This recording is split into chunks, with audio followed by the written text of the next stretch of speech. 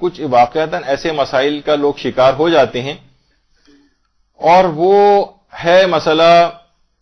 ہمارے برادران اہل سنت کے ساتھ افطار کرنے کا مسئلہ۔ اچھا دیکھیے، پہلی بات تو یہ ہے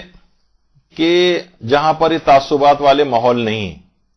اور وہاں تقیے کا کوئی مسئلہ نہیں ہے، سب لوگ ساتھ نماز پڑھ رہے ہیں، اپنے اپنے ٹائم پر کھول رہے ہیں، تو وہاں پر انسان اس قسم کی کسی اس کے اندر نہ پڑے اور اپنے تشخص کو برقرار رکھے جو ایک عمومی ایک فقہی مسئلہ ہے، اور ان کے ساتھ افطار نہیں کر سکتا، اپنے وقت پہ افطار کرے گا۔ یا پھر یہ ہو سکتا ہے کہ بعض اوقات کہ بھائی اگر اس وقت افطار نہیں کیا تو جو کھانے والے افراد ہیں، مثلا ہو سکتا ہے ساری افطاری جو ہے وہ ختم ہو جائے، یہ بھی ہو سکتا ہے۔ خیر یہ تو ایسے بیچ میں مذاق کی بات ہو گئی، لیکن یہ کہ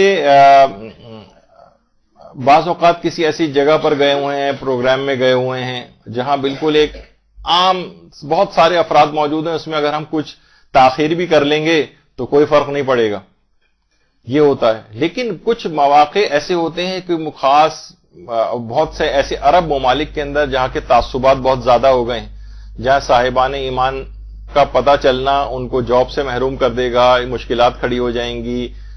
پولیس کچہری کے مسائل ہو جائیں گے، بہت ساری اس طرح کی چیزیں ہو سکتی ہیں، اور وہاں پر یہ ہو سکتا ہے کہ مجبوری میں ان لوگوں کے ساتھ افطار کرنا پڑے۔ تو عام طور پر مراجع نے کہ یہ احتیاط واجب یہ ہے کہ غروب آفتاب کے بعد وہ جو 10، ویسے اس کی میں ابھی فقہی اصطلاحات کے اندر نہیں جا رہا، لیکن بس اپنے الفاظ میں اس کو بیان کر رہا ہوں کہ مثلا وہی 10-12 منٹ کی تاخیر کر کے پھر آپ افطار کریں، اور احتیاط واجب ہے اس کے اندر۔ ویسے تو غروب آفتاب ہو گئی ہے، لیکن افطار کے لیے میں احتیاط واجب لگائی گئی کہ اتنی تاخیر کی جائے۔ اچھا، یعنی آپ کو ویسے تو دیکھیے ابھی جب اہل سنت کی اذانیں ہو جاتی ہیں، ہمارے برادران اہل سنت کی جب اذانیں ہو جاتی ہیں تو ہم ان کے ساتھ افطار نہیں کرتے، ہم تاخیر کرتے ہیں، کیونکہ اس مسئلے میں احتیاط واجب یہ ہے کہ تاخیر کی جائے۔ اب مسئلہ یہ ہے کہ تاخیر کرنا تو اس لحاظ سے بہتر یعنی کرنی ضروری ہے کیونکہ احتیاط واجب ہے۔ تو آپ بہت سارے افراد ایسی جگہوں پہ جو ہیں جو ابھی تک ان کے ساتھ یہ مسئلہ تھا کہ اگر ابھی ہم وہ کہیں اس میں رجوع نہ کریں اور تقیے میں ان کو افطار کرنا پڑ جائے تو ان کو اجازت تو ہے افطار کی، لیکن بعد رمضان اس روزے کی قضا کرنی پڑے گی، یہ ایک مسئلہ ہے۔ اچھا آپ کہیں گے پھر فائدہ کیا ہوا؟ فائدہ یہ ہوا کہ آپ گناہگار نہیں ہوئے، بہت بڑا فائدہ ہے، بس ایک روزہ ہی تو بعد میں رکھنا پڑ رہا ہے آپ کو، لیکن فائدہ یہ ہے کہ آپ کو گناہ نہیں ملا ہے کیونکہ آپ نے کی ہے احتیاط واجب کی مخالفت۔ اچھا اب یہاں پر ایک مسئلہ بیان کر دیا جائے کہ احتیاط واجب ہے تو دیگر جو مراجع ہیں ان کی طرف رجوع کی جو علم میں دوسرے نمبر پہ ہوں، تو وہ جو 4 مراجع ہمارے سامنے تھے اس میں آیت اللہ سعید الحکیم کا یہ مسئلہ ہے کہ آیت اللہ سعید الحکیم کا فتویٰ یہ ہے کہ اہل سنت کا جو وقت ہے غروب آفتاب، اس پر بھی روزے کو افطار کیا جا سکتا ہے۔ تو ایسے افراد تو جو کہ عام طور پر ان جگہوں، اس کو عام عمومی پریکٹس نہ بنایا جائے اس کو، تاکہ دیکھیے مجتہدین بھی یہ سب مجتہدین کا یہ نظریہ نہیں، تو ہو سکتا ہے کہ یعنی بعد میں مجتہدین کا انتقال ہوتا رہتا ہے، جس کو آج جو جائز کہہ رہا ہو اس بات کو، ہو سکتا ہے وہ بعد میں نہ رہے، تو یہ بات پھیلتی چلی جائے تو بعد میں لوگ اس کی مخالفت کرنے لگیں گے، ظاہر ہے وہ سوچیں گے شاید یہ جائز ہے، جبکہ ان کا مجتہد اجازت نہیں دے گا کیونکہ یہ تو 99% علماء تو منع ہی کرتے ہیں۔ لیکن وہ افراد کے جو کہ تقیے میں ایسے ممالک کے اندر ہیں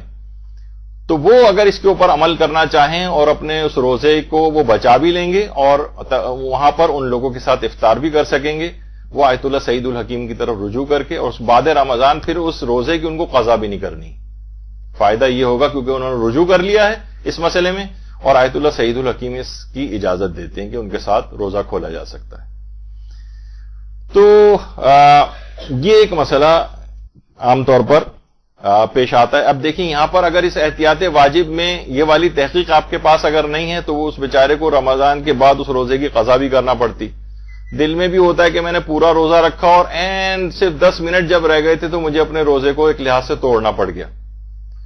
تو ایک دل میں افسوس بھی ہوتا ہے۔ اور بہت سے جو مستقل وہاں رہ رہے ہیں وہاں پہ ان کو اگر وہاں افطار سے غائب ہونے لگے تو خود بخود یہ شک ہونے لگتا ہے کہ یہ شخص مثلا کیوں افطار کے اندر نہیں آ رہا، ہم اس کو بلا رہے ہیں، اس کا مطلب ہے کہیں شیعہ تو نہیں ہے۔ تو وہ ان کے لیے اور مسائل پیدا ہوتے ہیں جو ہم یہاں دور بیٹھے ہوئے افراد عام طور پر جو لوگ بتاتے ہیں وہاں کے، ان کے لیے مشکلات ہوتی ہیں، تو ان کے لیے ایک آسانی والا ہی حل موجود ہے۔ اور یہ بھی بتا دوں یہ کوئی مجبوری والا نہیں ہے، لیکن بہرحال میں پھر بھی مشورہ تو نہیں کہوں گا کہ آپ اسی مطابق، کیونکہ افضل اولا اور بہتر وہی رہے گا آقا سعید الحکیم کے فتوے میں بھی کہ آپ اپنے اصل وقت کے اوپر کھولیں، لیکن کبھی ایسا ہو جائے تو اس سہولت سے فائدہ اٹھایا جا سکتا ہے۔